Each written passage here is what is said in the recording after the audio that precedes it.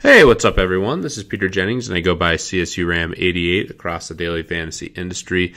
And I'm stoked to be back at FantasyLabs doing a lineup review of Week 6. Before I dive too much into it, make sure to check out the content that Bales did. He had a huge winning well into six figures on the weekend, and he recapped everything at FantasyLabs. So make sure you check that out. That is the more exciting lineup review versus what I'm going to dive into.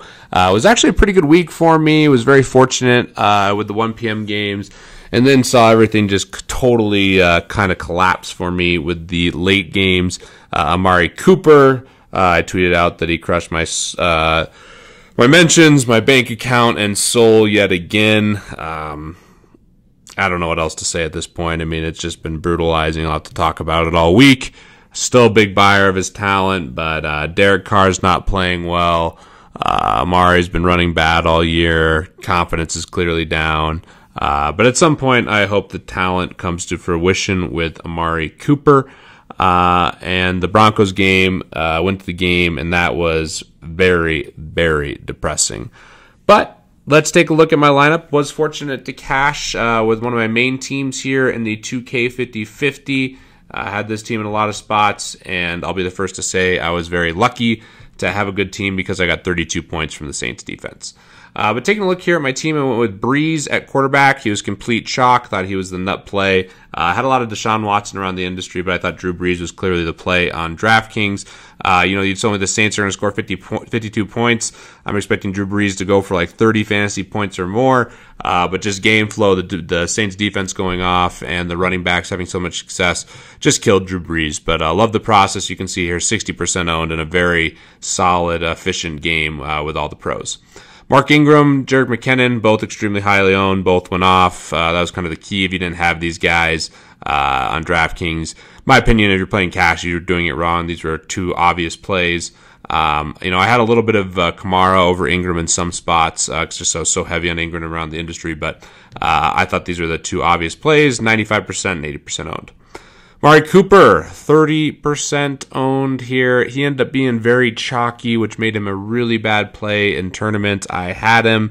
Cash games, 5K, I loved it. I really thought they were going to start feeding him the ball, and they tried to get him the ball. Definitely had opportunity, but just, another dud game from Amari Cooper.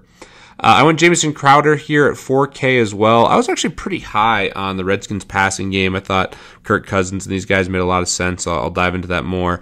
Just kind of a miss game for Jamison Crowder. Still hasn't really got it going this year. Michael Thomas was the other guy. He was pretty chalky, really cheap on DraftKings with a stack on Drew Brees. I felt pretty good about that. No regrets about the pick, just game flow killed him. I went Gronk everywhere around the industry and was very fortunate that he had a huge game. Kareem Hunt, who was 65% owned and was basically chalk, and then the Saints D. So you can see here, pretty solid team. There's a couple, I don't want to say questionable plays, but Jamison Crowder, I guess, is the least owned guy outside of Gronk and the Saints D. And I really liked Gronk. And the Saints D, they've been getting a lot of pressure on the quarterback. And with Matthew Stafford and the situation with the ankle injury being, kind of limited in his movement, I thought it made a lot of sense. So you can see a lot of really good teams here. Let's look at Cash BRM. He took it down with Watson, Gurley, McKinnon, Brown, Hopkins, Thielen, Severian Jenkins, Ingram, and Texans D. Really good team. Only comment I would have is making sure to get Todd Gurley out of that running back position and into the flex. Ingram started before him, so that's the one mistake, but really good team and great weekend for Cash BRM. Taking a look here at the Thunderdome. Went with a kind of similar team. I faded McKinnon and Ingram here for ownership reasons, and that burned me. I went with Cousins, who actually went off for a quarterback. Kamara and Hunt. I thought Kamara was a great pivot away from Ingram in tournaments. One of the same, Jamison Crowder, Terrell Pryor, double stack here. Adam Thielen, who was really chalky. Gronk, Amari Cooper, and Saints D. So had some great hits. You can see how early on it was looking very good for me, but just didn't have the Washington guys come through. No McKinnon, no Ingram also kind of mitigated the benefit I had with Gronk and Saints D. Taking a look here as well at the winning team. Shout out to Mr. Tuttle, one of the all-time legends in the DFS industry. Just a great player in a lot of sports, and certainly a really funny follow as well. Carson Palmer, 4%. McKinnon, Perrine, who was a pretty interesting play for the Redskins at his price. Amari Cooper. So what did win 100,000 with Amari Cooper? Larry Fitzgerald, who is super low owned. Julio, Zach Miller, Le'Veon Bell, which I thought was really sharp, and then the Saints D. Congrats to Mr. Tuttle on shipping the Thunderdome here. Really, really good team. I thought the Palmer play was really sharp. Got Julio, got Amari, just a lot of upside across the board with this lineup. And then Le'Veon, paying up for Le'Veon to be contrarian was very smart. The Chiefs have been leaky against the run, especially recently, and Le'Veon Bell is getting a lot of opportunity and has done really well historically on the road.